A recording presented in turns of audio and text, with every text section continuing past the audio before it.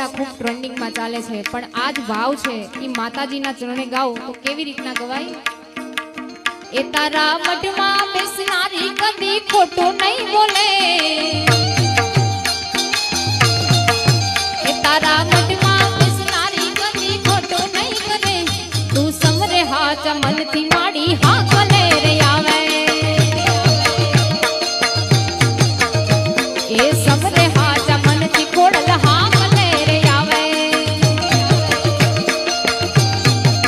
એ તારા મઢમાં બેસનારી ખોડલ કમાયું બોલે, એ તારા મઢમાં બેસનારી ખોડલ કમાયું બોલે, તું સમરે હાચા મનથી ખોડલ હા કલે રે આવે આવે।